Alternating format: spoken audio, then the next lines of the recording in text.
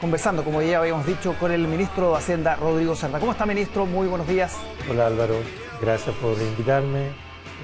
Muy contento de estar acá y poder hablar de distintos temas, entre otros me imagino de PGU, que es un tema muy importante para muchos chilenos. Vamos a comenzar por ahí, de todas maneras. ¿Qué cambio se le va a hacer al financiamiento de la PGU? Porque así como está, todo indica que no se va a aprobar. Mire, yo creo que mirar las cosas un poco con perspectiva. Acá tenemos dos proyectos que van avanzando. Por un lado tenemos el proyecto de PGU propiamente tal, que es el pago, ¿no es cierto?, de pensión. Y la verdad uno le dice pensión, pero en realidad aquí estamos hablando que es un beneficio para todos los adultos mayores de 65 años. Eso es independiente de si usted, señor o señora, está pensionado o no. Por simplemente el hecho de tener 65 años, hoy día va a poder tener ese aporte del Estado. Entonces, ese proyecto avanzando bien y ha avanzado perfectamente desde la Cámara de Diputados al Senado. Por otro lado, tenemos un proyecto que financia, y ese proyecto de financiamiento, bueno, ha tenido ciertos comentarios, ¿no es cierto?, entre otros del Consejo Fiscal. Ese proyecto de todas formas se va a votar este lunes en la Cámara de Diputados y esperamos que de ahí pase al Senado. Todo eso nos da todo un periodo en que podamos seguir conversando y podemos eventualmente, si es necesario hacer algún cambio, lo podemos hacer. Pero lo importante, disculpa Álvaro que me extienda un poquito, lo importante es que este proceso, sobre todo el de PGU, termine antes del 20 de enero en términos legislativos y sea aprobado antes del 20 de enero. Si eso es posible, eso significa que vamos a poder tener ley durante enero y vamos a poder hacer pagos en febrero próximo, que es lo que queremos. Claro, ahora el Consejo Fiscal Autónomo planteó varios reparos finalmente, no solamente que el proyecto se tramitara de manera separada, uno el PGU, el otro el financiamiento, que eso por lo que le entiendo ya es un hecho, pero también hay temas de fondo, por ejemplo las proyecciones, pide que se hagan a 50 años, no a 30 como están en el proyecto, y también asegurar ingresos permanentes de un valor equivalente al menos al 0,95% del PIB. Ahí también hay una diferencia importante. ¿Cómo la piensan zanjar ahora en el Congreso? Entonces, primero que nada, efectivamente, esos son los comentarios, son comentarios técnicos. ¿Ya? Yo creo que pongámoslo en ese ámbito porque los comentarios técnicos se arreglan en el ámbito técnico. Yo creo que lo importante es que sí tengamos una decisión política de avanzar. Y esa decisión política significa que tanto la oposición como el gobierno estemos disponibles para hacer todo lo posible para que esto salga durante enero. Yo entiendo que tenemos esa disposición política, yo espero que eso lo veamos en el momento que tengamos que votar.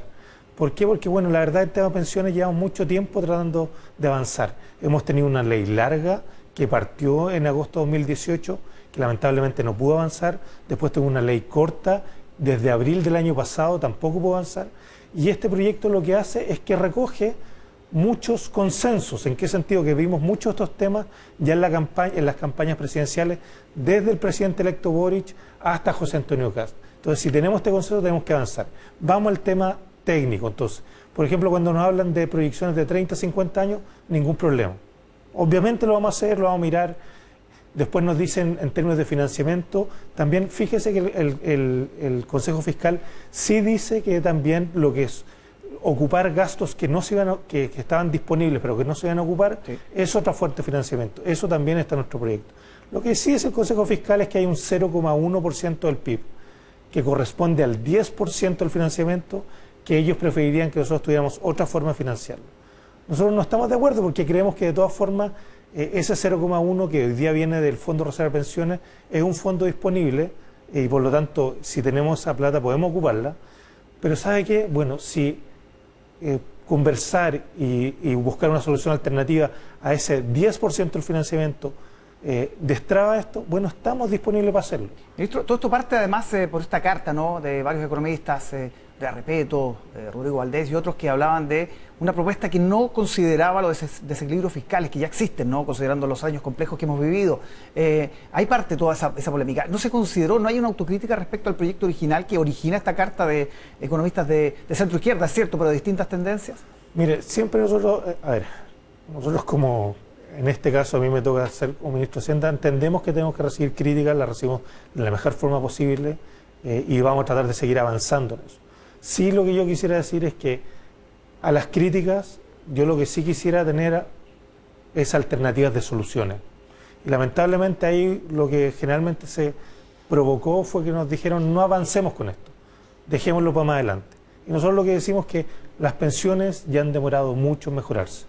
Entonces nosotros lo que decimos, mira, escuchamos las críticas, ok, las recibimos, también les pedimos ya también a los temas a las personas más técnicas que nos propongan soluciones.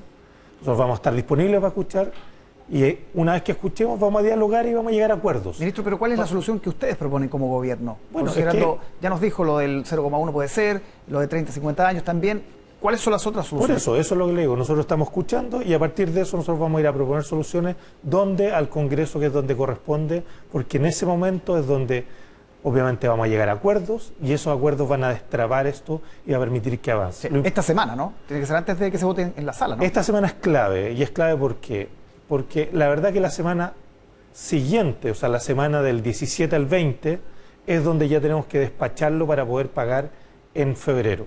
Por lo tanto, toda esta semana vamos a hacer todo el trabajo necesario de conversar, dialogar. De hecho, ya lo hemos estado haciendo durante todo el fin de semana. Hemos tenido muchos llamados con muchas personas que han sido unas buenas llamadas, tanto de oposición como de gobierno, y esperamos ir conversando. ¿Hubo una apertura en los senadores de oposición? ¿Usted vio? Nosotros vemos apertura porque yo creo que aquí y disculpa que lo ponga más en plano político, pero yo creo que los políticos, la clase política, tenemos que darle una solución a este tema. Para eso nosotros estamos aquí. No estamos para trabar, estamos para justamente solucionar. Y bueno, yo veo que en este momento existe espacio para eso. Nosotros como gobierno lo hemos dicho, estamos clarísimos que nosotros queremos llegar a acuerdos para poder pagarle mejores pensiones a los chilenos. Y nosotros vemos que en este momento, bueno, efectivamente vemos cierta apertura en los senadores de oposición y esperamos que eso se vea al momento de votar y llegar a acuerdos. ¿Esa apertura en qué se manifiesta? Se manifiestan distintas opciones que nos están entregando para poder ir conversando. Nosotros obviamente tenemos otras opciones y estamos empezando a conversar qué es lo que corresponde. Lo importante es decirle a los chilenos que vamos a hacer todo lo posible por pagar en febrero próximo. ¿Es solo un gallito político, diría usted esto? Porque se ha dicho, el gobierno se quiere anotar un triunfo en las postrimerías versus un gobierno que ya está electo, que podría tramitar esto iniciando su periodo. ¿Hay un gallito de ese sentido? Pero fíjese que, dejemos poner también las cosas en contexto, y dejemos volver a repetir mi argumento. Nosotros desde agosto 2018 que estamos tratando de despachar distintos proyectos de ley en el Congreso para subir las pensiones y mejorar las pensiones. No se ha podido, por distintas razones, muchos temas son políticos, etcétera. Ok, pero nosotros vamos a seguir insistiendo y en eso también decirle lo siguiente a los chilenos. Nosotros entendemos que hay un gobierno electo, pero también entendemos que nosotros estamos como gobierno legítimo hasta el 11 de marzo del 2022. Y por lo tanto vamos a hacer todo lo posible porque aquí el 11 de marzo tengamos todos los avances posibles y eso en pensiones es algo muy importante. ¿Listo? Y por lo tanto no lo veo como, espero que no sea un gallito político, yo realmente espero que todos estemos pensando en los chilenos, el bienestar de los chilenos, y eso significa destrabar este proyecto ahora. Ahora, están las críticas de los economistas de centro izquierda, los de la Carta, están los cuestionamientos que hizo la oposición en pleno. Hay también otros economistas. ¿Ustedes reconocen alguna desprolijidad técnica en el proyecto original? Mira, nosotros creemos que efectivamente lo que nosotros hemos hecho ha sido correcto y de hecho, o sea, muchas de estas cosas lo hemos hecho también mirando lo que ha ocurrido antes en otros proyectos. Por ejemplo, cuando se crea el Pilar Solidario también miramos lo que ocurrió en ese momento, también miramos otros proyectos de ley en momentos anteriores. Creemos que está bastante bien hecho, no tenemos ninguna duda. Pero la verdad es que nosotros entendemos lo siguiente, entendemos que si hay que dialogar y llegar a acuerdos, obviamente no vamos a ser obtusos, no vamos a poner barreras a los acuerdos, sino nosotros vamos a tratar de buscar los caminos. Y lo que nosotros esperamos es que también tengamos lo mismo de nuestras contrapartes. Abrámonos a buscar caminos. Y eso es lo que nosotros estamos buscando y espero que en las próximas 2 semanas lo logremos refrendar en el Congreso como tiene que ser. Sí, usted nos dice, ministro, claro, el gobierno está hasta el 11 de marzo, pero esta sensación que se instala, que se hace a última hora, muchos dicen en pos de un pretendido legado, ¿no?, de la actual administración. ¿Cómo responden a ese argumento? ¿Por qué no se hizo antes? Sí, es que yo respondo que nosotros, venimos desde agosto 2018 tratando de subir las pensiones, con distintas fórmulas. Y 2, por lo tanto, esto no es que algo que estemos haciendo ahora, sino que llevamos mucho tiempo tratando de hacer esto. No hemos tenido los votos, lamentablemente, pero llega el momento de tratar de tener los votos. Y segundo, nosotros también escuchamos, y cuando significa escuchamos nos dimos cuenta que en la elección presidencial no fue la posición de un candidato, sino que fue la condición de... esta posición fue prácticamente de todos los candidatos. Si tenemos esos consensos políticos, no hagamos esperar más a los chilenos. Y eso significa aprobemos esto ahora. ¿Y por qué les digo esto? Porque, por ejemplo, en la ley corta pensiones, que también fue otro proyecto de ley que tuvimos desde abril del año pasado, nosotros teníamos el financiamiento para hacerlo. Y lamentablemente no pudimos subir las pensiones a los chilenos porque no pudimos aprobarlo en el Congreso. Entonces, si tenemos el financiamiento, lo teníamos ahí, yo creo que también llega el momento de que, como le digo, los políticos de alguna forma entreguemos soluciones, y eso es lo que estamos tratando de buscar.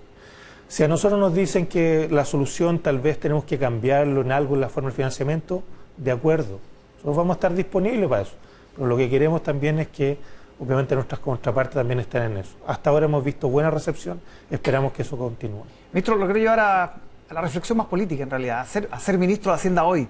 El cargo, ¿siente usted debería volver a tener esa solidez que tuvo en los primeros gobiernos de la transición, de la democracia? Recordemos que tanto en esta administración como en la anterior hubo 3 ministros de Hacienda. ¿Usted siente que de alguna manera el cargo pierde fortaleza con tanto cambio? ¿Hay un grado de inestabilidad que se introduce con esto? Yo creo que hay que entender los tiempos, y en los tiempos que vivimos ahora, efectivamente uno ve los ministros que, bueno, han tenido, el caso del ministro de Hacienda que antes duraba 4 años, hoy día no es así, y eso significa también, bueno, hemos tenido de alguna forma pero muchos requerimientos y muchas cosas que ir solucionando, y a veces una forma de buscando las nuevas soluciones es buscando otras personas en los cargos. Y hay que entenderlo, nosotros como ministros estamos aquí mientras el presidente lo dictamine, y si el presidente dictamina hay que hacer cambios, está bien. Lo que yo creo que también tiene que ir ocurriendo, que nosotros hemos tratado de ir haciendo, eso sí, es que entendemos que también tenemos que dialogar mucho más, escuchar mucho más y llegar a soluciones. Y en ese sentido, la parte técnica es muy importante, pero también es importante escuchar a nuestras contrapartes en el Congreso y escuchar a la ciudadanía qué es lo que quiere hacer. Y creo que eso es parte de hoy día lo que tenemos que hacer, no solamente los ministros de Hacienda, sino los ministros en general. Y eso es algo de lo que hemos tratado de hacer en lo que a mí me ha correspondido en este tiempo. ¿Y por qué se lo digo? Porque efectivamente cuando uno ve, hace unos meses atrás teníamos un país que está muy complicado, bastante polarizado, tenía una pandemia muy fuerte.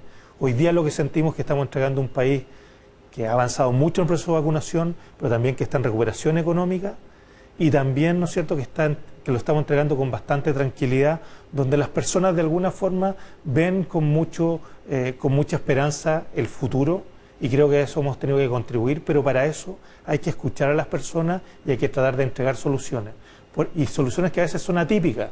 Por ejemplo, el IFE universal que tuvimos que implementar era algo que típicamente no hubiéramos hecho, pero era necesario, y algo que tuvimos que escuchar, tuvimos que darnos cuenta y tuvimos que impulsarlo. Pero a lo que voy, la pregunta, ¿debería volverse a este ministro de Hacienda fuerte, casi inamovible, un solo ministro por gobierno? ¿Siente que le da más estabilidad a los gobiernos ese hecho, que es malo que haya 3 o 4 ministros de Hacienda, por ejemplo, en un solo gobierno? Yo creo que no tenemos por qué pensar que existe un único modelo correcto. Yo creo que también aquí depende mucho de los tiempos, depende mucho del presidente, cómo él se sienta cómodo y cómo también vaya viendo que va evolucionando la situación, ¿no es cierto?, de la economía, del país, etcétera. Y por lo tanto, lo que sí yo creo es que tenemos que estar disponibles, ¿no es cierto?, para cuando nos llame el presidente, en mi caso, estar disponible a apoyar el tiempo que él determine y tratar de buscar todas las soluciones posibles. ¿Por qué cree usted que varios economistas connotados de izquierda, de centro izquierda, se han bajado de la carrera para ser ministro de Hacienda? Repeto, Engel, está muy chúcaro ese caballo.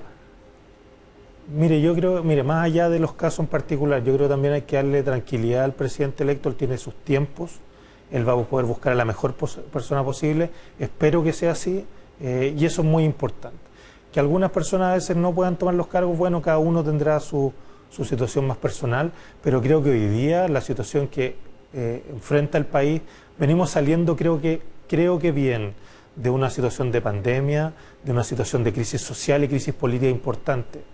Pero si bien vamos saliendo, eso no quiere decir que no tengamos desafíos muy importantes por delante. Y yo espero que, bueno, en ese sentido nadie se reste, sino que ayudemos en lo que viene hacia adelante.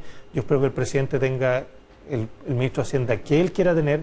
Eso es muy importante porque la relación de confianza entre el presidente y el ministro de Hacienda es muy relevante, y démosle tiempo, él tomará sus decisiones cuando sea necesario. Este hecho de que se le pida que se conozca el ministro de Hacienda antes que el resto del gabinete, ¿cómo lo interpreta usted?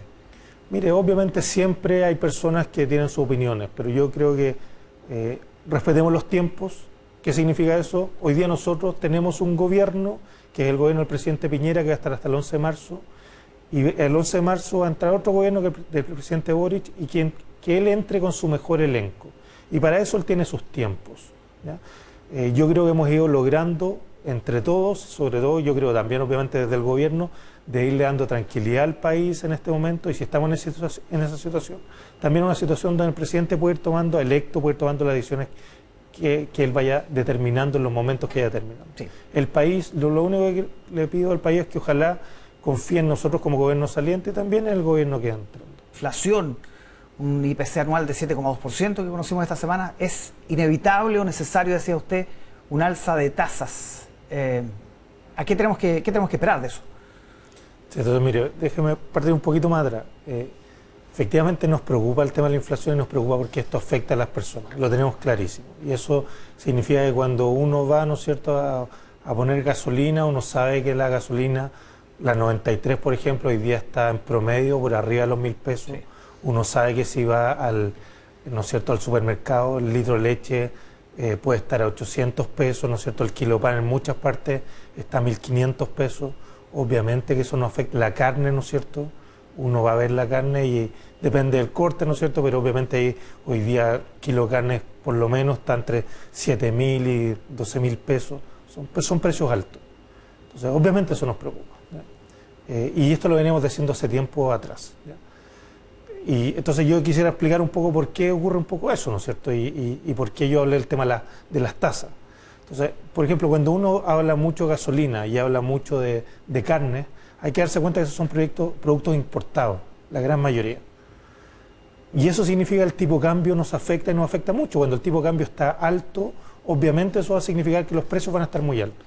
Y lo que hemos visto en los últimos meses es que el tipo de cambio ha estado subiendo y mucho de eso ha tenido que ver, lamentablemente, por mucha incertidumbre que le hemos metido a la economía, ¿no es cierto? Porque la verdad que para una situación más normal, el tipo de cambio hoy día debería estar mucho más bajo en términos de precio. Tal vez 200 pesos más bajo, lo que sea, ¿ya? Entonces, eso significa que reducir la incertidumbre es muy importante y para eso la discusión política es muy importante. Y lo segundo es que también siempre hablamos que lo que pasaba con los retiros, ¿no es cierto?, lo que pasaba también eventualmente con la política fiscal, que nosotros sabemos que fue muy procíclica, pero era necesario el año pasado, iba a llegar a algo más de inflación. Por eso que nosotros empezamos a reducir el presupuesto para este año.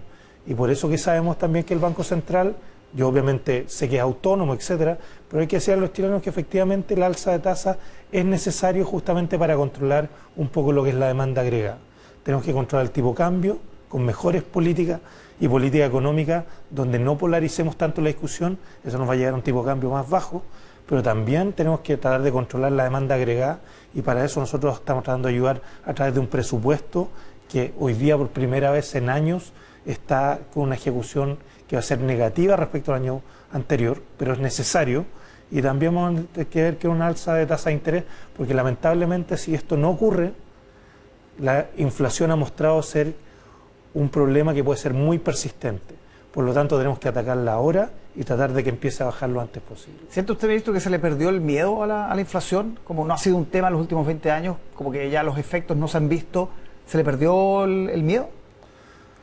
Mire, no sé si se le habrá perdido el miedo o no, pero el hecho es que nuestros compatriotas y todos los que pagamos, ¿no es cierto?, muchas cosas en UF, sean los arriendos, sea ISAPRE, FONASA, lo que sea, ¿no es cierto?, evidentemente esas personas lo van a sentir.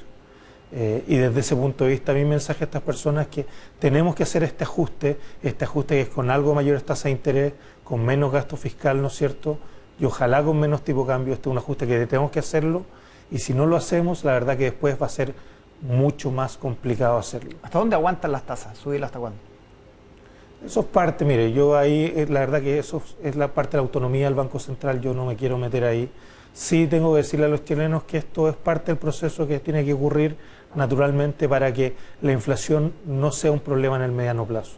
tenemos que controlarla y tenemos que controlarla lo antes posible. El debate se ha dado también cuánto es factor interno, los retiros que siempre se les acusa, y cuánto es externo, un escenario global donde hay inflación alta en muchos países. ¿Cuál es el porcentaje, de acuerdo? Entonces, déjeme también volver un poquito atrás en la siguiente reflexión. Bueno, hace un tiempo atrás nos decían que muchos de estos temas que poníamos sobre la mesa eran temas que no iban a ocurrir. Nos decían cuando decíamos que no fuéramos con más retiro, nosotros, que era una posición del gobierno, nos decían, bueno, pero si no pasa nada. Bueno, la verdad que sí pasa cosas, y eso es lo que está ocurriendo. Y yo creo que ahí hay que escuchar, para saber un poco que de qué depende esto, hay que escuchar a la técnica. Y el Banco Central ha sido uno de los técnicos que ha sido más relevante en este tema. Hoy día el Banco Central, hace un tiempo atrás, en su último IPOM, Informe de Finanzas Públicas, Informe de Política Monetaria, hablaba que prácticamente 2/3 de esta inflación era de factores internos. Significa que 2/3 viene de, ya sea esta mayor incertidumbre que hemos estado hablando, que tenemos que mejorarla, ¿no es cierto?, sobre todo en las discusiones que tenemos en el Congreso, que yo creo es algo que podemos hacer y que tenemos que tener dentro de nuestras prioridades. Pero segundo, también venían los temas tanto del IFE y también del impulso fiscal que tuvimos. Sí. Yo sé que la proyección es tarea del Central, y ya vamos a hablar de la autonomía también. Pero si en 2021 fue 7,2, ¿a cuánto puede llegar en este año, en el 2022? ¿Hay proyecciones? Bueno, nosotros sí, pero nosotros lo que esperamos es que efectivamente las medidas que estamos tomando, o sea, que el Banco Central aumente sus tasas de interés, como ya lo ha estado haciendo, así como justamente este tema del presupuesto público que se empieza a ajustar, ¿no es cierto? Nosotros esperamos que eso tienda a controlar la inflación. Esto no va a ser de un día para otro, pero sí esperamos que ya, ojalá el segundo semestre de este año, ver un control mayor de la inflación. ¿Pero es difícil que sea más bajo que el del 2021? Nosotros esperamos que efectivamente sea más bajo que el 2021, así también aparecen las proyecciones del Banco Central. Entonces, en la medida que logremos implementar esto, y eso significa en la medida que el Banco Central haga los aumentos de tasa necesarios, pero también en la medida que cumplamos la ejecución del presupuesto, donde el presupuesto versus el año pasado está cayendo 22%, en el presupuesto público, en la medida que eso ocurra, esas son medidas que nos van a permitir controlar la inflación. A propósito de la autonomía del Banco Central, tema para la Convención Constitucional, ¿cuál es la mirada que tiene usted? ¿Debe seguir siendo autónomo? Entonces, mire, primero que nada, como gobierno, total respeto a lo que la Convención esté discutiendo y que finalmente ellos, dentro de su autonomía total, ¿no es cierto?, también van a poder proponerle al país. Ahora, si usted me pregunta cuál es nuestra opinión, bueno, la verdad lo que hemos visto que en la historia, cuando el Banco Central no ha sido autónomo, hemos tenido problemas importantes de inflación. Y la razón por lo que ha ocurrido eso, porque al final el Banco Central, en un escenario donde no hay autonomía, el Banco Central muchas veces termina financiando el fisco, y ese financiamiento es a través de imprimir más moneda. Eso es lo que tenemos que evitar. Yo creo que tenemos mucha historia al respecto en el resto del mundo, pero también en Chile. Creo que es el momento también de mirarlo, y creo que es parte de la reflexión que tenemos que hacer. Pero vuelvo a decir, esa es mi reflexión técnica, pero obviamente la Convención tendrá que proponer lo que ellos dictaminan, ¿no? Sí. Ministro, ¿cuándo ingresa proyectos sobre la distribución del gas y qué recomendaciones de la Fiscalía Nacional Económica se van a coger ahí, sobre todo en materia de distribución, que fue bastante elocuente en eso la Fiscalía? Sí, nosotros estamos tratando justamente, nuevamente, como decíamos, escuchar muchas de las cosas que ocurren en nuestra sociedad. En este caso estamos escuchando, por un lado, el interés obviamente la preocupación por el precio del gas, pero también el tema técnico. En este caso la Fiscalía creo que nos ha entregado un muy buen informe y estamos tratando de recoger muchas de esas cosas. La verdad, el proyecto seguramente va a ingresar durante esta semana y esperamos también que empiece su tramitación. En ese sentido creo que es muy importante es escuchar los problemas de la sociedad, pero también escuchar la forma técnica. Y en ese sentido, estos informes como los de la Fiscalía son muy útiles para nosotros como gobierno. Sí, ahora si ingresa esta semana, ¿qué nos puede adelantar respecto a la distribución, por ejemplo? Es que por eso yo creo que también esperemos el ingreso del proyecto. La verdad, yo quisiera respetar un poco los tiempos del Ministerio de Energía, que va a hacer los anuncios respectivos. Pero podríamos decir que se recoge gran parte de lo del Estamos informe tratando de recoger la varias de las cosas de la Fiscalía. Ya. El último ministro, nos pilla el tiempo. ¿Por qué hacer una licitación de litio, algo tan relevante para el futuro del país, en las postrimerías del gobierno, ya cuando quedan meses? ¿Por qué no dejárselo al siguiente gobierno? Entonces, mire, lo primero, el 2016 Chile era obviamente el líder de la producción del litio, teníamos prácticamente 37% del mercado. Hoy día ya hemos ido retrocediendo, hoy día estamos cerca del 31% y si no avanzamos en producción de litio, la proyección es que al 2030 seguramente vamos a estar en el 17%. O sea, vamos a haber caído prácticamente a la mitad de de lo que teníamos como parte del mercado del 2016. Participación. En ese sentido, ¿qué es lo que estamos diciendo? Hay que tratar de ir adelante con producción de litio. ¿Ya? Una posibilidad es, como lo plantea el equipo del presidente electo, que se ocupe una empresa pública, es una posibilidad. Solo lo que estamos diciendo es que hasta ahora hemos tenido conversaciones con algunas empresas públicas, no hemos podido avanzar y por lo tanto lo que decimos, mira, aquí concesionemos y estamos concesionando, pero una parte muy pequeña de las reservas. De las reservas de litio que nosotros tenemos, estamos hablando prácticamente el 4%. Sí. De ese 4%, por lo tanto, va a quedar un 96% para que también se pueda hacer el otro modelo que desea hacer la nueva administración.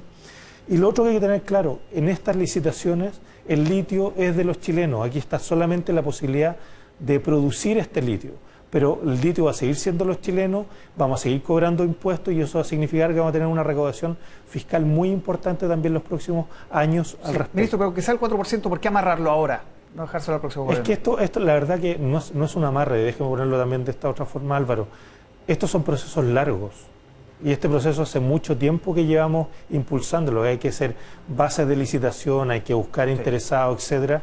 Es un proceso bastante largo que, bueno, está llegando a su fin en este momento, pero donde también estamos tratando de escuchar al gobierno electo y si cree que hay que hacer algún cambio que mejore algo, bueno, también estamos disponibles para eso. ¿Sería una mala señal bajar la licitación, como se está pidiendo desde el equipo de Boric? Yo creo que nosotros lo que estamos tratando de hacer es algo razonable y estamos tratando de subsanar cualquier problema que hubiese con el gobierno electo. Tratemos de dejarlo en ese sentido y bueno, es parte de la discusión que tenemos que tener con ellos. Ministro Rodrigo Cerda, muchísimas gracias por acompañarnos esta mañana. Gracias, Álvaro. En Mesa Central. Gracias a todos. Que esté muy bien. Nosotros hacemos una pausa y ya regresamos con más, no se vaya. De esa región, de ese distrito, en la Convención Constitucional, una de las nuevas vicepresidentas adjuntas, Revolución Democrática, Amaya Alves, ya conversa con nosotros desde Concepción. ¿Cómo está Amaya? Bienvenida. Hola, muy bien, muchas gracias. Saludos desde el Biobío. Lo primero, todavía no están los 7, ¿no? Faltan dos cupos por llenar. Entiendo, evidentemente, porque el otro sector, la derecha, no se ha puesto de acuerdo en el nombre. Ahí también hay una indefinición que debería terminar, uno se imagina, este lunes, ¿no? ¿Qué saben de eso? Sí, efectivamente. Bueno, la mesa directiva está constituida por la presidenta, el vicepresidente electo y luego las vicepresidencias adjuntas, que son 7 y 2 están integradas por escaños reservados de pueblos originarios. Y efectivamente en aquellos miembros de la mesa que no son escaños reservados, hay 2 posiciones que no han sido todavía llenadas a través de patrocinio, yo entiendo por desacuerdos en la derecha y entiendo que también en un sector de la izquierda, porque, bueno, yo no sé si usar realmente esa derecha-izquierda. Hay agrupaciones, colectivos, sensibilidades dentro de la convención que no han logrado acordar a quienes le van a dar los patrocinios. Pero eso debería definirse ya este lunes, ¿no? A eso voy, ya no aguanta más. Sí. No obsta a que la mesa directiva esté conformada. Por reglamento eso es así. O sea, podemos trabajar plenamente, podemos cumplir todas las funciones que la mesa directiva tiene encomendada, pero evidentemente lo ideal es contar con todos los miembros porque hay mucho trabajo por hacer. Por supuesto. Amaya, 9 rondas tuvieron que pasar para elegir a la nueva presidenta. ¿Qué va a pasar? Se instaló esa idea, ¿no?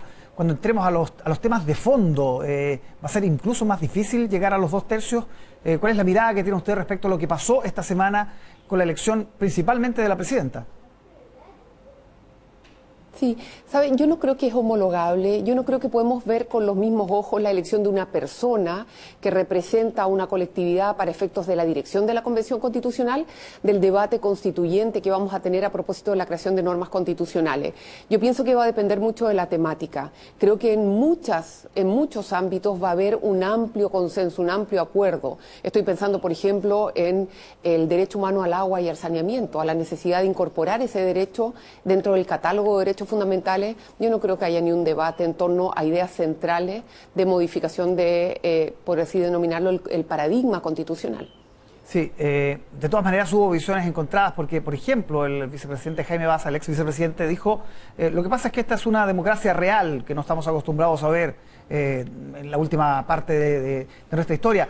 Pero claro, otros convencionales como Agustín Esquella dicen esto fue un espectáculo. ¿Usted cómo lo vio en ese sentido, de la señal que se envía? Sí. Sí, solo señalar que lo que Jaime, si no recuerdo mal, señaló que era una democracia en tiempo real, que significa que muchas veces dentro de las definiciones de cargos, de nombres, hay un debate detrás, hay un debate deliberativo, democrático, en que se ponen distintas opciones y se manifiestan los pros y los contras de cada una. Y eso generalmente queda fuera de lo que se da a conocer. Aquí era en tiempo real porque los debates en torno a los nombres, ¿no es cierto?, los nombres que ponía cada una de las colectividades y los apoyos que tenía se iban dando cuenta en cada una de las rondas. Le llamamos a esto elección papal, pero la verdad es que nosotros no conocemos los detalles de la elección del Papa. O sea, todo lo que ocurre dentro de ese concilio no lo conocemos, ¿no? Del acuerdo de los cardenales, etcétera. Aquí sí podíamos ver a los distintos grupos conversando, podíamos ver cómo salían fuera del edificio para ponerse de acuerdo los distintos conglomerados, y por tanto puede dar la idea de que es lento, de que a lo mejor hay cierto cambio de nombre de una a otra, y a mí eso me parece, en cierta forma, una democracia deliberativa. Ojalá nos hubiésemos puesto de acuerdo antes, pero a mí no me parece negativo lo que ocurrió. Me parece intenso, sí, pero no negativo. Usted dijo esta semana, tenemos que dejar de pensar que todos los convencionales vinieron a que esto funcionara perfectamente bien. ¿A quiénes se refiere sobre estos convencionales que están de alguna manera atornillando al revés? ¿Así se entiende? Lo entiendo como que, yo diría dos cosas. Por un lado hay un grupo, yo diría pequeño, pero grupo al fin, que llegó con la idea del rechazo, que no apoyó en su oportunidad el apruebo como la idea de dictar una nueva constitución, y entonces de alguna manera llegó a la convención a resguardar desde una posición, yo diría, digamos, en un lado en que no se proponen nuevas ideas, sino que se está por cuidar la Constitución del año 80. En la región del Biobío tuvimos una candidata que juraba defender lo bueno, en alusión a la Constitución del año 80, y entonces me da la impresión que sí existe un segmento de la Convención que está ahí solamente para repetir una y mil veces las ideas de la Constitución del año 80, el principio de subsidiariedad, el rol central de la propiedad individual privada, las limitaciones a la actuación del Estado, los derechos sociales, etcétera. Y ese grupo efectivamente no está por una amplia deliberación en torno a esas ideas o por abrir las posibilidades. Eso lo hemos visto muchas veces. Y lo otro que he visto, y eso lo digo con algo de preocupación, son convencionales que llegaron con una idea central, con una materia a defender, y que les ha costado, yo espero que lo hagan, pero que les ha costado hasta ahora abrirse a un debate general, a un debate de la Constitución como un todo orgánico, como un marco normativo que tiene que ser sistemático, que tiene que ser coherente, y entonces tenemos que debatir todas las temáticas que van dentro de la Constitución de una manera mucho más abierta y mucho más deliberativa. Y entonces salir a lo mejor de la causa específica que los trajo a la Convención, para abrirnos a un debate que aspira a ser mucho más amplio y coherente, por cierto. Sí. ¿Dónde situaría este segundo grupo? Porque el primero claramente está en algunos sectores de la derecha, pero este segundo grupo que usted mencionaba, ¿dónde los ubica? Yo creo que están a lo largo de todo el espectro. A lo largo de todo el espectro, en todas las representaciones, en todos los colectivos. Sí, yo diría que, por eso lo señalo como algo que he percibido, que he intuido, y que se da, yo diría, en todas las colectividades. Esta falta de mirada macro, de pensar en la Constitución como un marco normativo, como un pacto social, pero que aspira a regir toda la vida en sociedad, todos los aspectos de la vida en sociedad. Y entonces exige tomar cierta distancia de la causa propia para mirar el todo. Sí, ¿cómo quedaron las confianzas entre el Frente Amplio y el Partido Comunista después de esta elección? No votaron juntos. Bueno, hace tiempo que no votan juntos en la convención, pero ¿cómo quedaron las confianzas después? Yo creo que ha sido un momento duro, un momento difícil, pero ¿saben? Sinceramente pienso que en los momentos difíciles se aprende. uno está abierto, por lo menos nosotros estamos muy abiertos a la reflexión y a la autocrítica, y eso supone intentar después reconstruir confianza. Nosotros tenemos el mandato de redactar una nueva constitución y eso va a exigir un trabajo colaborativo. Y estamos justamente en eso, en reflexionar, en aprender, en ver, hay cosas que seguramente no vimos, y en hacer una autocrítica que signifique actuar de manera parcialmente distinta hacia el futuro. ¿Y por qué en general en la convención el Frente Amplio ha tenido mucho más alianzas con el colectivo socialista, más que con el Partido Comunista? Como que no han funcionado como aliados en la convención, en las votaciones y en otras decisiones. ¿Por qué ha pasado eso? Creo que hay dos razones posibles. Por un lado, yo pienso que sí tenemos diferencias en temas sustantivos y eso es importante de cara a la construcción de la nueva Constitución. Lo dije ayer en otro medio. Por ejemplo, respecto a la forma jurídica de Estado, nosotros estamos en concepción. Hemos trabajado mucho por un Estado regional autonómico. Esa propuesta de Estado regional autonómico lo presentamos con movimientos sociales, con pueblo constituyente, escaños reservados, el colectivo socialista, independientes no neutrales. Y el Partido Comunista ha manifestado, por lo menos yo lo he escuchado un par de veces, que ellos están por mantener el Estado unitario. Y esa es la propuesta que tiene la derecha, la UDI, Renovación Nacional, Evópoli. Ya presentaron una indicación en ese sentido.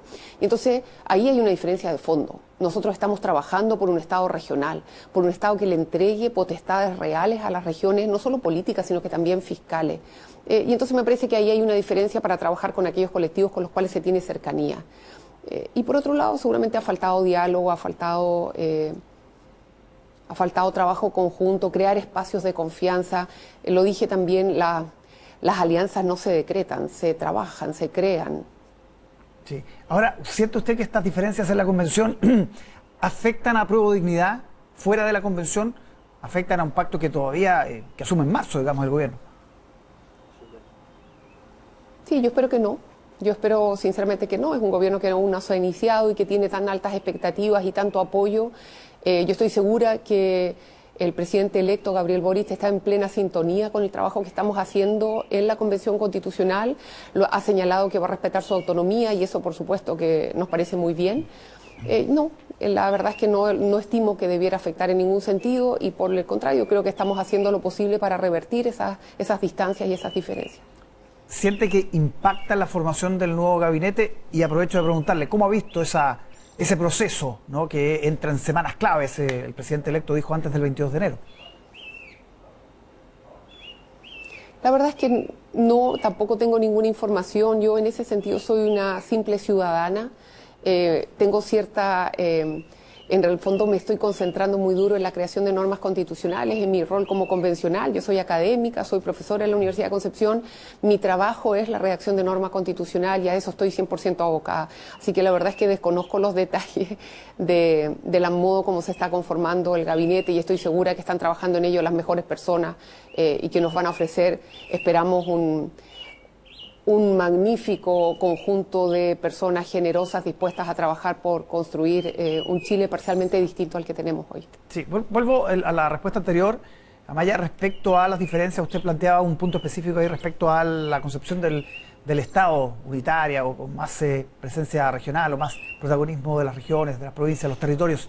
Esa situación, esa falta de acuerdos o estos distintos caminos en la convención entre el Frente Amplio y el Partido Comunista, a su juicio, ¿van a seguir en los próximos meses, considerando que hay diferencias importantes? ¿O usted ve un camino que finalmente confluya entre los grandes ejes de Apruebo Dignidad? Bueno, la verdad no tendría la certeza para contestar esa pregunta. Me parece que en algunos ámbitos sí vamos a tener diferencias importantes, pero hay que decir que la Convención Constitucional está trabajando hacia el futuro, con un marco de tiempo, un marco temporal mucho más amplio que estos 4 años. A lo mejor esta Constitución va a regir 50 y eso significa los 10 próximos gobiernos. Por tanto, mi preocupación real también tiene un sentido de justicia intergeneracional. Estamos creando una norma constitucional que nos permita a todos habitar este territorio los próximos 50 años. Y para eso, la verdad, no es necesario y creo que no es bueno tener la mirada en lo inmediato. Creo que tenemos que tomar acuerdos como el Estado regional autonómico, que va a permitir dotar de capacidades y de poder a los territorios, pensando en algo que que va mucho más allá del actual gobierno. Sí. Lo último, ¿en qué se equivocó ya la situación más en frío? ¿En qué se equivocó el Frente Amplio en esta elección? Porque para la primera, para la de Elisa Loncón y Jaime Baza, tuvo una gestión que fue bastante alabada, digamos, en términos de cómo se instaló la convención con esa mesa original. ¿En qué se equivocó en esta el Frente Amplio? Sí, permítanme solo un segundo dedicarle un saludo a Elisa Loncón y a Jaime Baza para agradecerles su trabajo, para agradecer el haber hecho un magnífico primera parte de posicionamiento del trabajo de la Convención Constitucional de una manera que no habíamos visto, ¿no?, en la historia de Chile. Así que muchas gracias. Y lo segundo, pienso que nos faltó procesar información que vimos pasar por el lado y no supimos la relevancia y lo determinante que iban a ser respecto del resultado final de la elección. Yo estoy muy contenta con la mesa. María Alicia Quinteros era nuestra candidata, lo manifestamos votando 6 veces por Cristina Orador como la candidata de Movimientos Sociales. Estoy muy contenta que alguien de Independientes No Neutrales sea vicepresidente, Gaspar Domínguez, porque ellos forman parte de un bloque con el cual hemos trabajado de forma muy colaborativa, pero evidentemente no teníamos toda la información y eso nos significó errores de cálculo que yo creo que finalmente han sido muy duros de percibir, de procesar, pero que yo creo que simplemente nos tienen que enseñar cosas. Las dificultades y los tropiezos siempre son una oportunidad para aprender y para mejorar. Sí, ¿a qué información se refiere, Amaya? ¿Qué pasó por el lado que no supieron procesar? Que Gaspar Domínguez era el candidato de Independientes No Neutrales y que había un acuerdo ya para votar por él. Yo asistí a una reunión ese mismo día domingo a las 2 de la tarde en que se conversó que Beatriz Sánchez era la candidata a la vicepresidencia y que había votación de una parte importante de movimientos sociales y de otros grupos o colectivos en favor de Beatriz Sánchez. Y entonces evidentemente fue una sorpresa ver que el candidato era Gaspar y que eso ya había sido coordinado, entiendo, por las distintas fuerzas sin participación directa nuestra, y eso evidentemente fue una sorpresa. Ahora, dicho lo anterior, vuelvo a repetir, me parece que Independientes No Neutrales ha sido un actor importante en el proceso. Estoy contenta que Gaspar sea el vicepresidente y voy a trabajar de manera lo mejor posible con ambos. Muy bien. Amaya Alves, vicepresidenta adjunta de la Convención, desde la región del Biobío, conversando con nosotros. Muchísimas gracias, Amaya. Que esté muy bien. Muy buen domingo para usted. Que esté muy bien. Adiós. Muchas gracias. Nosotros el sur del país hasta Pucón había alegría, mucha expectativa por el regreso del Ironman después de 2 años, que evidentemente es una gran noticia, pero lamentablemente se ha visto opacada por el fallecimiento de un triatleta. Esta mañana, ahí está Matías González para contarnos más detalles. Matías, ¿cómo estás? Buenas tardes, buenos días. Hola Álvaro, ¿cómo estás? Muy buenos días, claro, no son muy buenos días acá en este punto de la región de la Araucanía porque podemos confirmar el fallecimiento de un atleta en este Ironman 2 años que producto de la pandemia no se había podido organizar este gran evento. La que dicen es la carrera más linda del mundo y nos enteramos a eso de las 10, 11 de la mañana lo que había pasado con esta persona. 38 años, era un deportista que practicaba diariamente para poder llegar aquí al Ironman. Nos imaginamos que también estuvo esperando estos 2 años para poder volver acá a Pucón a competir. Eso es lo que nosotros sabemos. Lo poco que se ha podido confirmar, obviamente por respeto a los familiares, que es lo que sabemos, es que esta persona estaba nadando. Como ustedes saben, el Ironman tiene 3 etapas, una es de natación, la otra es de bicicleta y también la tercera es de trote. Y en esta primera, acá en lo que ustedes ven detrás mío, el lago Villarrica, es donde en uno de los 1900 metros de nado que tiene esta competencia, esta persona tiene un paro y es ahí cuando él tiene cuando se empieza a ahogar, básicamente. Eso es lo que nosotros sabemos, lo poco que hemos podido confirmar. La organización emitió un comunicado, pero antes de ese comunicado les quiero presentar una declaración que tuvimos hace pocos minutos de la ministra del Deporte.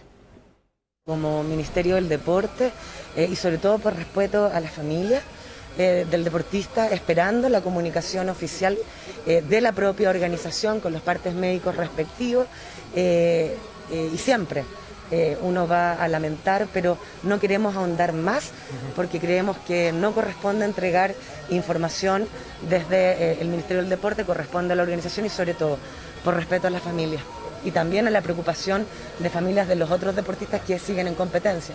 ¿Va a haber apoyo a esa familia de parte de usted? Siempre, siempre, es muy doloroso. Sí, claro, les voy a pasar a detallar lo que dice el comunicado oficial que hace 10 minutos emitió Ironman en sus redes sociales. Dice: durante el circuito de natación, un atleta recibió atención médica inmediata y fue trasladado a un hospital cercano donde continuó recibiendo tratamiento. Esto luego de que el personal de seguridad de la prueba fue alertado por una persona que estaba también compitiendo con el fallecido. Nos entristece comunicar que el atleta falleció y compartimos nuestro más sentido pésame a la familia y amigos del deportista. Además, continuaremos brindando nuestro apoyo y respetando su privacidad mientras sus familiares atraviesan este difícil momento. Álvaro Pache. Complejísimo, una noticia muy triste después de todo lo que decíamos, la alegría que significaba el regreso de una prueba emblemática para nuestro país, pero también, ojo, para el circuito del triatlón a nivel global. Hay muchísimas historias del tiempo de Cristian Bustos, por supuesto, en adelante, sobre esta prueba y esta noticia lamentable. Matías González con todos los detalles, muchísimas gracias y seguimos atentos a tus reportes desde el sur. Un abrazo, Matías. Chao, buenas tardes. Nosotros regresamos a Mesa Central ya con el análisis de nuestro panel de una semana movida, una semana intensa, una semana con trasnoche además para la elección de la nueva presidenta de la Convención Constitucional. Abrimos la conversación, ya está con nosotros Gonzalo Miller, Pía Mundaca, Alfredo Yoñán, ¿cómo están? Bienvenidos. Hola, buenos días. ¿Cómo están todos? Comencemos con Alfredo, ¿cómo viste la elección de María Elisa Quinteros y las dificultades? 9 rondas tuvieron que pasar. Bueno, toda la semana está siendo muy acontecida desde hace ya varios meses, ¿eh? Y esto no fue la excepción a la regla. Efectivamente, yo creo que la gran noticia fue la nueva elección de la mesa de la convención, pero en donde lo relevante no es tanto el resultado, sino sus consecuencias. Y las consecuencias se sitúan en distintos niveles, pero hay un nivel que me interesa recalcar especialmente y que tiene que ver con el deteriorado y acelerado estado de las relaciones entre el Partido Comunista y el Frente Amplio, de lo cual una declaración del convencional Hugo Gutiérrez del Partido Comunista es muy elocuente. Hugo Gutiérrez dijo que creo que el Frente Amplio tomó el peor de los caminos. Esa preocupación que ya me parece enfermiza de querer siempre negociar, dialogar y buscar acuerdos con la centroizquierda y la derecha. Es decir, ahí es donde yo creo que está el quid del asunto. Yo creo que aquí hay creo que aquí está instalado en el PC un hipervoluntarismo que va a chocar fuertemente con la realidad una vez que se esté gobernando. Porque yo creo que en esto el Frente Amplio está en lo correcto. Si necesariamente tiene que abrirse y dialogar, y creo que esta fricción que se produjo en la convención, en la elección de la mesa, creo que es muy reveladora de algo más profundo, y que son las relaciones políticas de dos fuerzas que componen la coalición principal del futuro gobierno. Esa es la razón por la cual creo que es muy relevante lo que ocurrió esta semana en la convención. Sí, de hecho, Maya Alves, nuestra entrevistada anterior, también hacía mención a las diferencias que al parecer no van a tener un cambio de aquí al fin del mandato de la convención. Pía Mundaca, ¿qué conclusiones sacamos de lo que pasó esta semana en la convención? A ver, yo creo que la jornada del martes fue una jornada bien desafortunada, la verdad. Estas votaciones constantes que no se llegaba a acuerdo, cuando uno intuye que los miembros de la convención deben haber estado en estas negociaciones muchos días antes. No es que se empezaron a poner de acuerdo ahí, lo que habla de un desafío evidente. Dicho esto, yo tampoco haría una sobrelectura de la votación. Insisto, yo creo que me pareció que hubiese esperado un escenario distinto de todas maneras. Sin embargo, se logró llegar a un acuerdo al día siguiente. Hoy día tenemos una mesa, falta que se sumen algunas vicepresidencias, y en general creo que la Convención Constituyente ha logrado zafar de relativa buena manera distintos momentos de tensión importantes. Y con esto no quiero desconocer obviamente los problemas, tensiones y desafíos que uno tiene que sincerar y poner sobre la mesa para que no vuelvan a suceder. De hecho, estoy pensando, por ejemplo, lo que sucedió con los 2 tercios, que fue una tensión de varias semanas, fue un tema muy complejo y con distintos bemoles se llegó a un acuerdo que permitió cuidar aquello que era fundamental para que el proceso siga llevándose a cabo. Entonces, en suma, creo que me hubiese encantado que hubiese sido distinta la elección. Se llegó a un buen resultado que me parece valorable y espero que eso genere aprendizaje para las discusiones que vienen. Comparto con Alfredo que quien no esté dispuesto a dialogar y negociar va a ser irrelevante y en el fondo va a contribuir a que el proceso no salga bien. Y yo espero que todos los que estén adentro de la convención tengan todo su esfuerzo en que haya un texto constitucional que pueda ofrecerse al país y que tenga una salida exitosa. Gonzalo Miller, lo que planteaba Alfredo respecto al Frente Amplio y el Partido Comunista, pero antes de eso, ¿qué pasa que todavía la derecha no se ha puesto de acuerdo? En el nombre, por ejemplo, de Cristian Montt, que parece encabezar, pero todavía no se han presentado los patrocinios. Yo creo que, primero, respecto a la derecha, va a tener un representante, un vicepresidente, que es lo que le corresponde. Lo que pasa es que ninguno de los 2 bloques lo tiene de manera autónoma y necesariamente tiene que llegar a un acuerdo. Cristian Montt estaba buscando un acuerdo con la centroizquierda. No resultó ese acuerdo, no estuvieron esos votos. Y recordemos que Renovación Nacional y que Cristian Montt no votó por Rodrigo Álvarez para ser vicepresidente. Entonces, había una sensación de que había cierta autonomía, ¿no? De que cada bloque estaba buscando de manera autónoma su representación. Ahora lo que se han encontrado es que ninguno de los 2 es capaz de hacerlo de manera autónoma y están obligados a ponerse de acuerdo. Yo creo que van a tener que, al igual que en muchas otras ocasiones, consensuar un nombre distinto. Yo creo que dentro de la Renovación Nacional hay otros nombres que provocan mayoría y que harían bastante simple el obtener una vicepresidencia para los representantes de Chile Vamos y para la diversidad que existe hoy día, no solamente al interior de la izquierda o de la fuerza centro-izquierda, sino también en la derecha. Ahora, respecto a lo que pasó el martes de la serie de votaciones, a mí me interesa mucho el hilo que tira Alfredo, ¿no? Porque está bien, si finalmente la izquierda tenía 118 votos, o sea, por eso de ahí viene lo extraño, ¿no? Claro. De ahí viene lo extraño. Tenía 118 votos, lo único que tenía que ponerse es ponerse de acuerdo a quién iba a poner. El diseño original del Frente Amplio era llevar, de acuerdo al colectivo socialista, llevar un socialista y segundo a Beatriz Sánchez. Y ellos, el Frente Amplio, dice, nosotros con la vicepresidencia estamos conformes. Recordemos la jugada más de Beatriz Sánchez de decir que iba a ir de presidenta y logra bajar la candidatura de la candidata comunista, ¿no? De Bárbara Sepúlveda. Y eso estaba ordenado. Y pareciera ser que estaban los votos, era la coalición de gobierno la que estaba reflejándose ahí, ampliada hacia los socialistas, iba a funcionar, los comunistas habían ordenado, pero algo pasó que en la votación eso no se reprodujo para nada. De hecho, me parece que de las 8 votaciones, el Partido Comunista y el Frente Amplio no coincidieron nunca. En una de ellas, cuando el Frente Amplio abandona a Ramona Reyes y se va con Dorador, con Beatriz Sánchez de vicepresidenta, que era su intención, va Dorador de presidenta y Sánchez de vicepresidenta, trata de ordenar al Partido Comunista, pero solo logra que 2 personas del Partido Comunista se ordenen. Solo 2 votos, que es el de Marcos Barraza y el de, si no me equivoco, el de una convencional comunista que también se movió. Se movieron 2 comunistas, se movieron solamente. Me parece que es la misma Bárbara Sepúlveda la que se movió. Y el resto se quedó con el candidato Chinga, con el candidato de los pueblos originarios del pueblo de Aguita, que también había sido, me parece, anteriormente comunista. Entonces, ese enfrentamiento no digo entre socialistas y comunistas, ¿no? que es lo que refleja las plantas, sino que comunistas y frente amplistas han demostrado que tienen estrategias distintas, no convergentes, y que de alguna manera dificultan la gobernabilidad. Para el gobierno entrante era importante tener un control a través de la vicepresidencia de la convención. No lo tiene, sí. Lo perdió.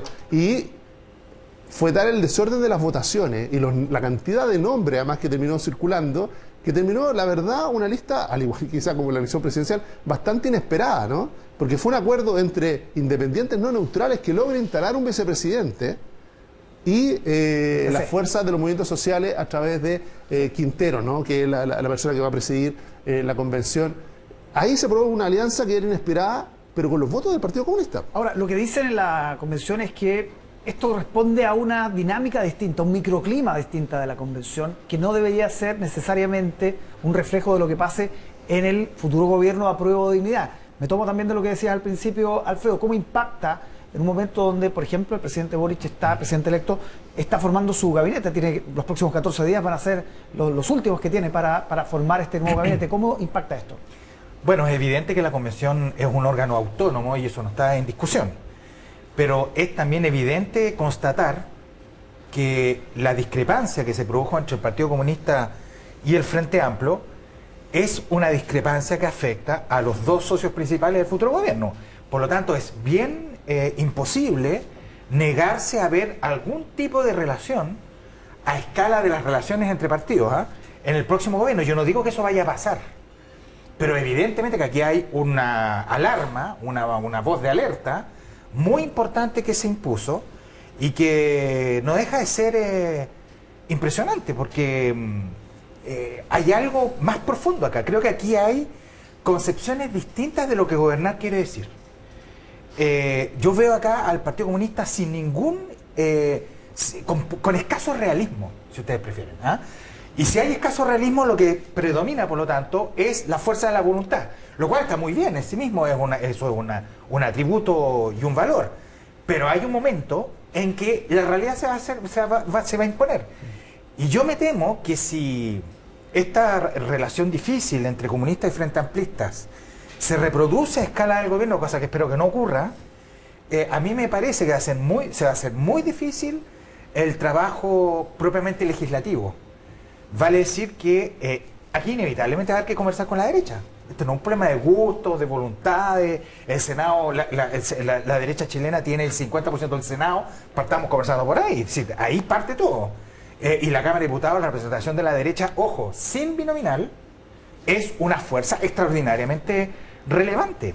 Por lo tanto, si esto no se resuelve bien, yo me temo que podemos empezar a presenciar un proceso político cercano a lo bloqueado, a lo cual se suma un temor que yo tengo desde hace mucho tiempo, una acción revanchista de la derecha en el Congreso hacia el nuevo gobierno, producto de la oposición durísima que efectivamente mostró toda la oposición actual frente al gobierno de Sebastián Piñera. Sí. Ahora, esas tensiones, uno puede decir, también lo que dice Alfredo, pero uno puede decir también se vivieron algún minuto entre la UDI y RN, había distintas miradas entre el ADC y el Partido Comunista en la nueva mayoría, o sea, esto tampoco es nuevo, Pía, ¿tú cómo lo proyectas una vez instalado Pro Dignidad en marzo?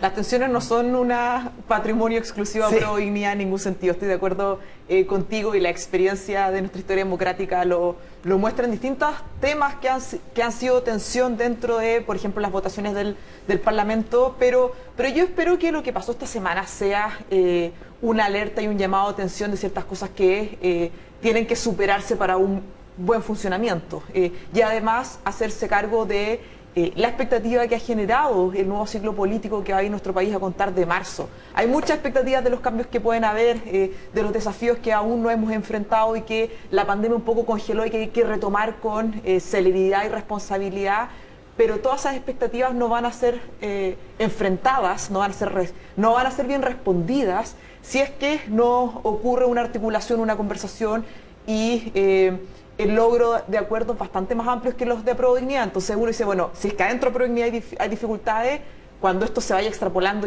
uno tiende a intuir que puede ser mayor.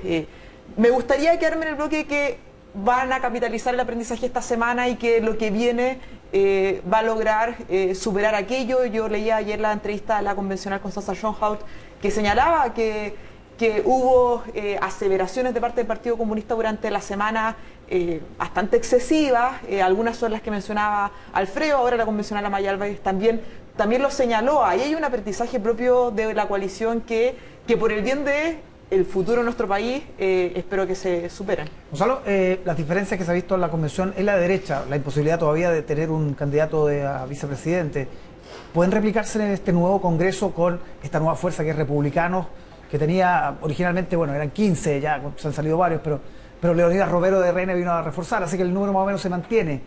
¿Podría replicarse ese escenario de la convención en el Congreso para la derecha? Yo creo que no, porque primero porque los parlamentarios tienen una dinámica distinta a la que tienen los convencionales, ¿no? En los convencionales hay mucha novedad, saben que tienen un periodo acotado, no se reeligen.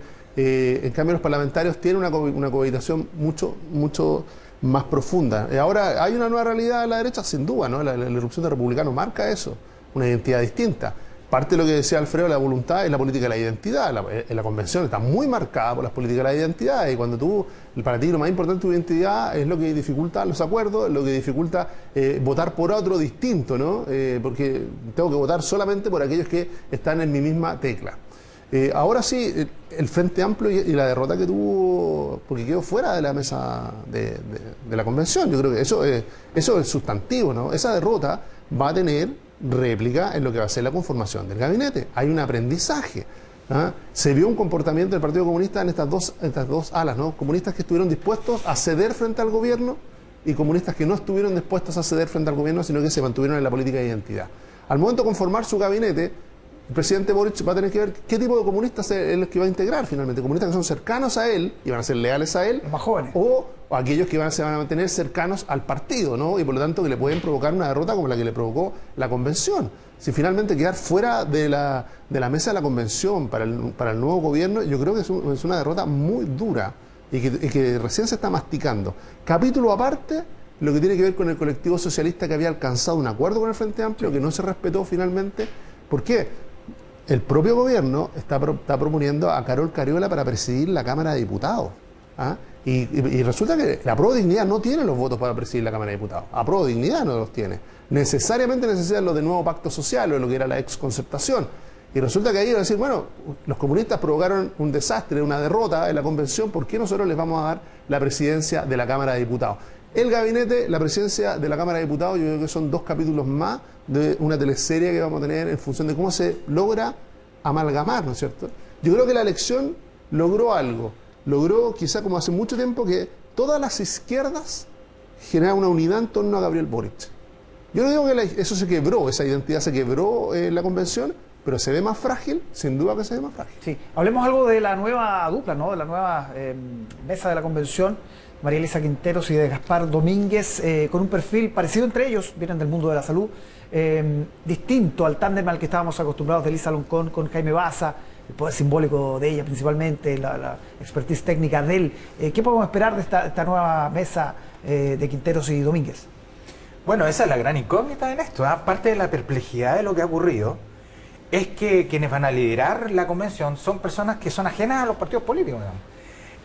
Y eso introduce una complejidad y una duda importante, creo que es una duda legítima.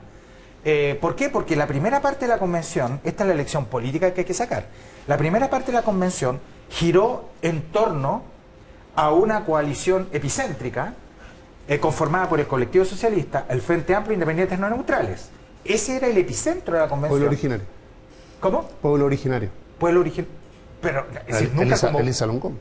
No, por supuesto, pero nunca totalmente homogéneo. ¿Ah? No, dividido, pero una parte lo puedo decir. Pero los tres partidos que acabo de mencionar son los partidos que ordenaban finalmente el trabajo político de la convención. Y bueno, y es precisamente eso lo que es derrotado. Técnicamente esto es una derrota para el Frente Amplio, es una derrota para los socialistas y es un triunfo para Independientes No Neutrales. ¿Que quiénes son? Independientes.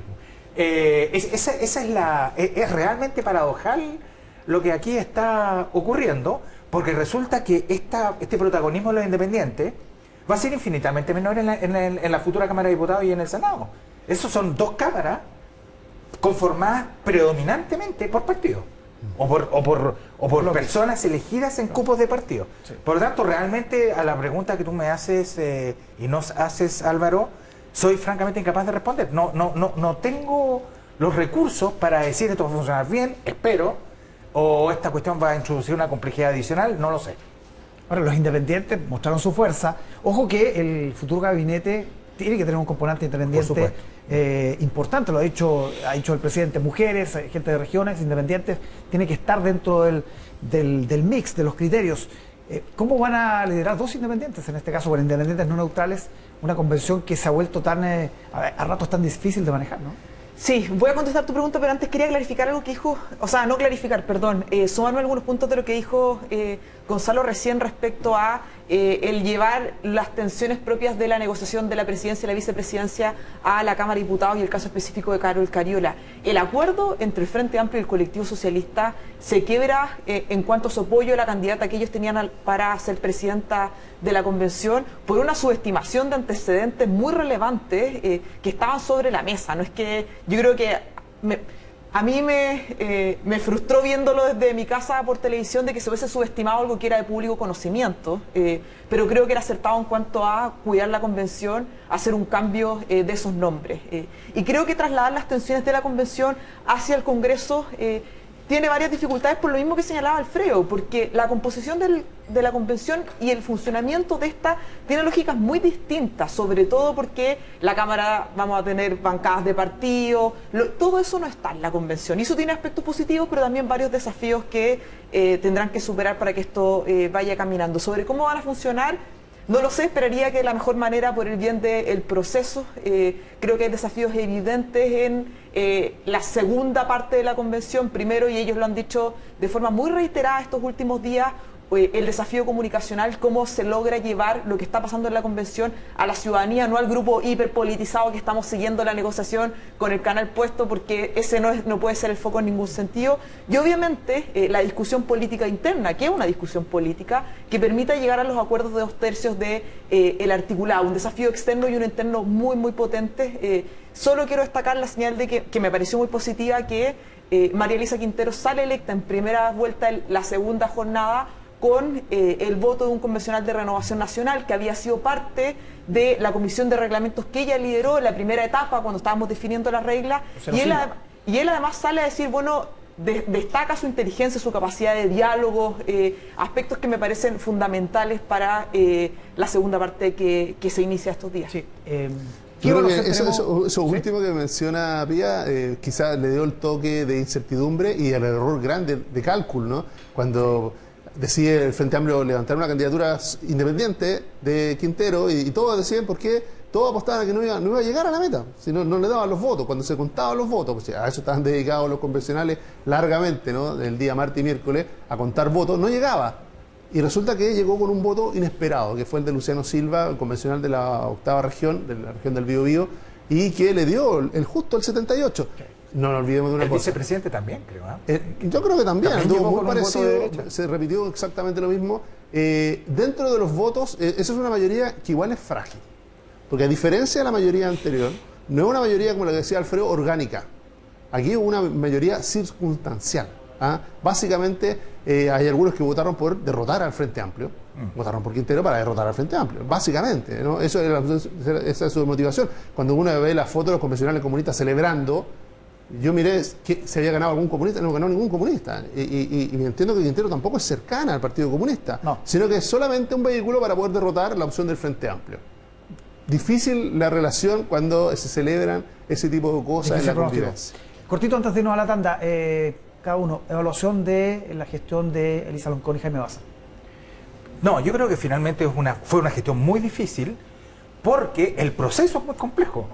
Y hubo, evidentemente, un proceso de aprendizaje de ambos, con mucho ensayo y error, pero creo que el saldo es completamente positivo al final de estos 5 primeros meses. A mí lo que me preocupa de todo esto es que yo creo que aquí no hay plan B. Es decir, esto tiene que funcionar sí o sí. Y de hecho ya empezó a aflorar la pregunta de que los tiempos no van a alcanzar, vamos con una nueva prórroga. Hay que olvidarse de esa historia. Porque eso, yo lo dije delante, el Senado está controlado técnicamente por Chile Vamos.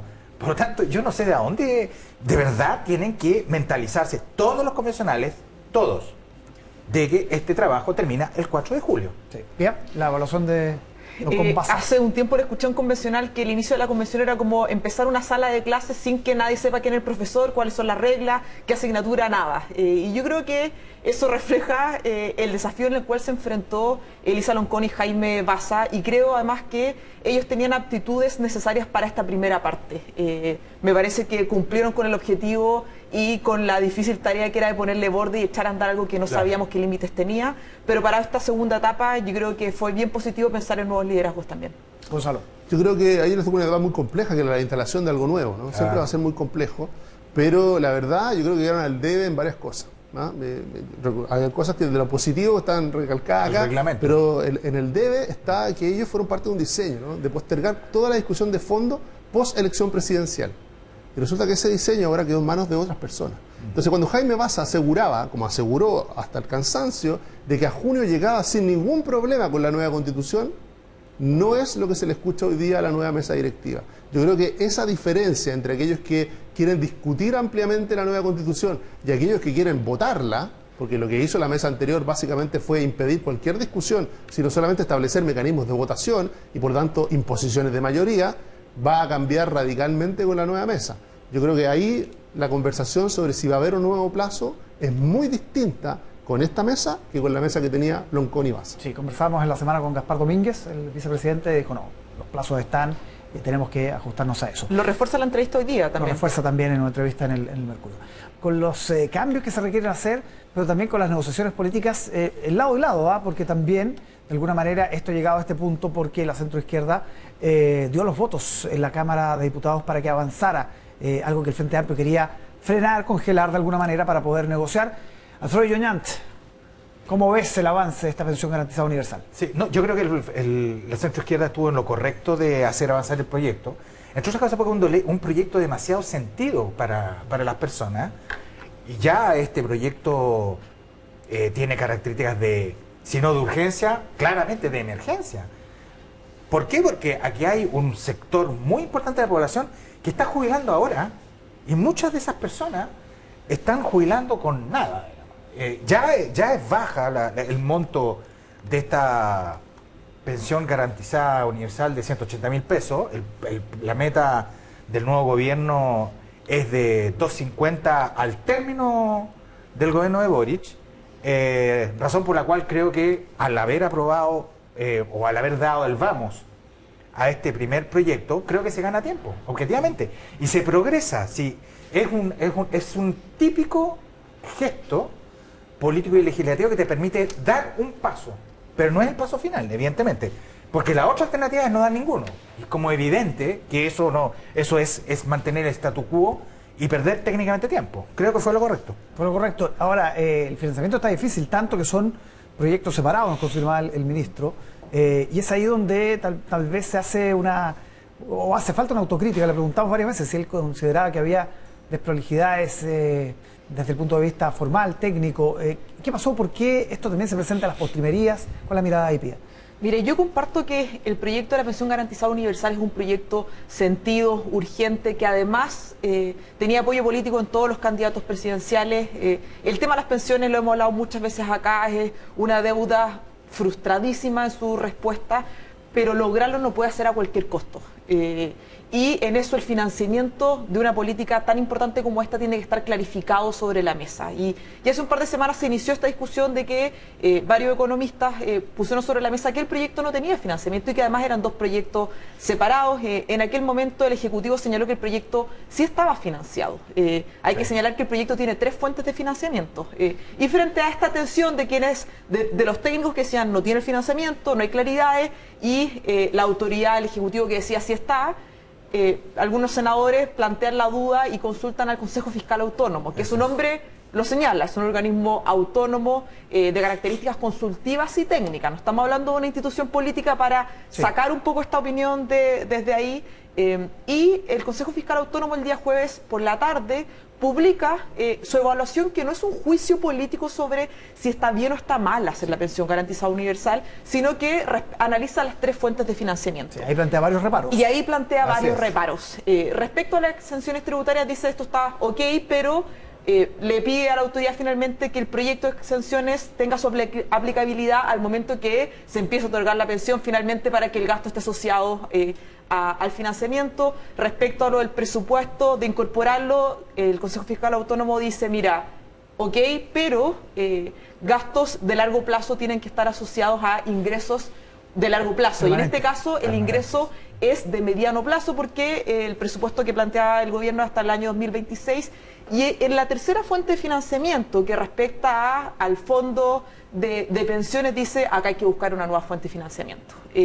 Entonces, yo creo que hay un acuerdo político que es relevante decir esto es importante, hay que acordar algo que permita avanzar, pero hay que considerar estos elementos técnicos que son fundamentales para la estabilidad económica de nuestro país y también para seguir enfrentando la discusión de pensiones que no se va a terminar en ningún sentido con la aprobación de esto, porque tenemos problemas bien de fondo que afrontar. Gonzalo, ¿hay posibilidad de que se caiga definitivamente la pensión garantizada universal o no es un escenario que se pueda permitir en el Congreso? Yo creo que no, yo creo que es imparable este proyecto. El proyecto de pensión garantizada universal es imparable y yo creo que esta legislatura no puede terminar sino aprobándola. Ahora, lo que sí hay que hacerlo de buena manera, ¿no? Y cuando escuchamos al ministro Cerda, yo escuché un ministro que estaba abierto a hacerse cargo, ¿no?, de lo que le decía el Consejo Fiscal Autónomo, a hacerse cargo de lo que le decía también la parte de la oposición. Pero aquí hay dos conversaciones. En la política, yo creo que hay mucho acuerdo en que se debe instalarse la pensión garantizada universal. Un beneficio que no es solamente para los grupos más vulnerables, sino un beneficio amplio que va a llegar con mucha profundidad a la clase media chilena y va a solucionar un problema histórico respecto a las bajas pensiones. Va a ser un gran primer paso, ¿no?, una pensión básica donde después empieza a operar el ahorro individual. Ahora, respecto del financiamiento, y yo estoy de acuerdo que tiene que estar financiado correctamente, pero esa discusión tiene dos variables también. Una, de que el gobierno actual está ocupando la holgura del presupuesto del próximo año, que dejó este gobierno porque pensaba aprobar la ley corta pensiones y la está redestinando a la pensión garantizada universal. Esa holgura, que ya está en nuestro presupuesto nacional, es permanente. Y ahí está la discusión. Algunos dicen, no, esa holgura no es permanente. Está solo para el 2026. No, pues ya está en el presupuesto, está destinado para este proyecto, va a ser permanente en el tiempo. El nuevo gobierno, legítimamente lo que quiere es tener mayor holgura financiera y decir, no, prefiero que eso venga de nuevo impuesto. Y el gobierno dice, no quiere nuevos impuestos, sino que está jugando con las exenciones, que me parece legítimo. Hay una larga discusión ya de mucho tiempo en torno a que las exenciones había que hacer algo con ellas, había ahí que tratar de irlas cerrando, porque había mucho mal uso de esas exenciones y ahí va a obtener un financiamiento. Más allá de lo técnico, yo creo que va a haber un acuerdo entre la oposición y el gobierno en materia de financiamiento, que bajar obviamente una ley de pensión garantizada universal financiada en el largo plazo, que es lo que corresponde. Pero va a haber necesariamente que acordar y ponerse de acuerdo. Ni todo va a ser nuevo impuesto, porque de repente la oposición dice, bueno, metamos aquí el impuesto a los súper ricos. Ya, ahí uno dice, mira, ese es un impuesto complejo, difícil, dudoso en muchos países donde se ha utilizado. Cuando hablamos de garantizar los recursos, difícil de estimar cuántos recursos va a dar.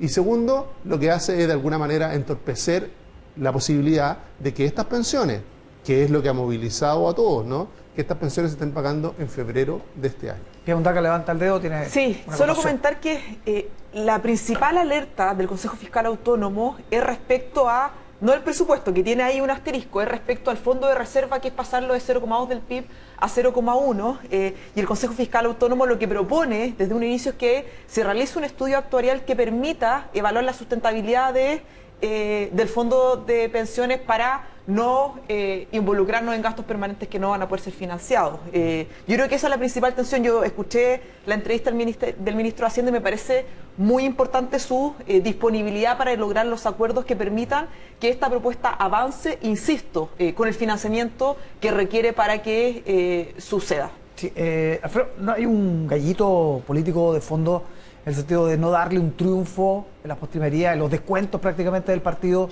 al gobierno de Piñera y decir, ¿saben qué? Veámoslo al comienzo del gobierno de Boric y con las necesidades y los presupuestos del gobierno nuevo? Yo creo que aquí hay una legítima discusión técnica, muy legítima y necesaria, porque efectivamente, como bien lo recordaba Pía, el ministro dijo que en algún momento dado, dijo al inicio de este proceso, esto está financiado, y eso terminó siendo falso. No, por la propia opinión del Comité Autónomo Fiscal. Que haya que aclarar algo, que sea discutible, no significa que sea falso. No, pero sí, el comité no le dio la razón al ministro. Pero está bien, varió su opinión. Yo creo que ahora, ya hay un cierto consenso, digámoslo así, técnico, para aprobar políticamente una legislación que yo también considero que es imparable y de verdad creo que se vería muy mal por parte de la opinión pública. Creo que aquí el que aparece obstruyendo, creo que va a pagar un costo innecesario, y que se va a reflejar más adelante. No, yo creo que de verdad esta reforma va a ser aprobada, debe serlo. Ojo que el informe del Consejo Fiscal Autónomo fue aprobado por unanimidad de su consejo, no es que hubo una disputa, no hay un voto en minoría, todos los consejeros aprobaron este documento que, insisto, es profundamente técnico y no entra en la discusión política de quién quiere firmar la pensión garantizada universal. ¿Compartes con Alfredo de que en el fondo el Consejo demuestra que estaba equivocado el ministro en el tema del financiamiento? Creo que el Consejo muestra que no había consistencia en cuanto al financiamiento de la pensión garantizada universal, que fue una tensión de los primeros días donde no hubo un acuerdo de decir, mira, sí, tenemos una debilidad. Y insisto, me quedo con lo positivo que el ministro hoy día diga, estoy disponible para pensar nuevas fuentes de financiamiento para que esto pueda avanzar, que finalmente es lo que uno esperaría que todos los actores políticos involucrados quieran. Sí. Ahora, ¿cómo impacta esto en la discusión grande que ya es para el próximo gobierno? La reforma de las pensiones. Uno escucha distintas voces por estos días, incluso Frenchy Davis decía sería una tontera terminar ahora con las AFP. Total. Sí, yo creo que primero esto despeja la gran tensión social que hay es respecto a las bajas pensiones, ¿no? Y la urgencia social está marcado con eso y el proyecto de pensión garantizada universal, que al igual como fue en su minuto el pilar solidario, va a ir creciendo en el tiempo, ¿no? Y bien que el futuro gobierno tenga objeto a partir de lo que se haga en este gobierno, darle un escalón más. Es lo que se esperaría en toda política pública de Estado, ¿no? Ir avanzando en garantizar mejores prestaciones para los ciudadanos. Y queda la segunda discusión, porque el resto estamos mirando qué pasa con nuestras cotizaciones, qué pasa con el ahorro que se está haciendo en la AFP, qué va a pasar con esos fondos. Hubo discusión, para qué decirlo, durante la elección presidencial, fue una discusión hasta el agotamiento, ¿no? Donde Gabriel Boric dio todo tipo de seguridad de que no se iban a tocar esos fondos, pero hay dudas respecto a lo que pasa con las cotizaciones a futuro. Sí. Y esa discusión, que es de fondo, que es la que proyecta las pensiones de aquellos que estamos trabajando todavía, que les quedan 10, 15 o 20 años para jubilar, pero va a ser determinante. Y entre más se atrase, porque ya llevamos 16 años de atraso, que es casi la mitad de la vida laboral de una persona. Si nos volvemos a demorar un poquito más, lo que estamos condenando a la gran mayoría de los chilenos a seguir sufriendo de bajas pensiones hacia adelante. Son 4 legislaturas que se han perdido acá y 4 mandatos presidenciales. Eso ya genera una reflexión. ¿A qué tenemos que estar atentos esta semana, Alfredo Yoñant? Mira, yo creo que lo que hay, bueno, hay dos cosas en las cuales va a haber que estar permanentemente atento. En primer lugar, en la evolución de las relaciones Frente Amplio Partido Comunista, eso es lo primero, pero creo que ese va a ser una nota constante de incertidumbre. Y lo otro va a tener que ver con los movimientos relacionados con el futuro gabinete y concretamente de qué manera, si es que entra a gobernar junto al Frente Amplio del Partido Comunista de la centroizquierda, de qué manera eso se materializa. ¿Y quién es de la centroizquierda? Claro, porque aquí es una pregunta bien compleja, porque está la alternativa de que se entre institucionalmente, toda la centroizquierda, parte de la centroizquierda. Si no es institucional, entran a título individual. ¿Hasta qué punto el individuo que es nombrado ministro no arrastra consigo a la marca? Es decir, es un puzzle muy importante. Pía.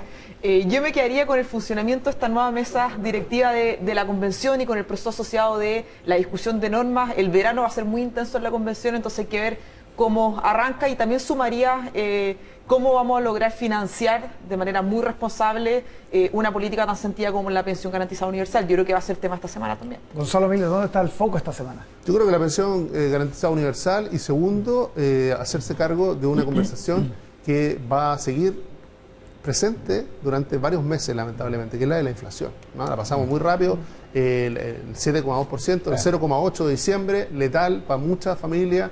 Eso trae una avalancha, ¿no?, de endeudamiento, una avalancha respecto de...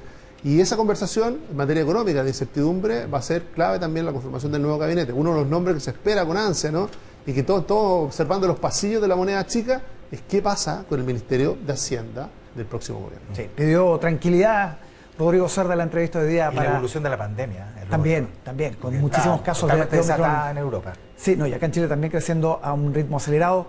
Pía Muntaca, Alfredo Yoñant, Gonzalo Miller, muchísimas gracias por acompañarnos este domingo. Gracias a ti, pues.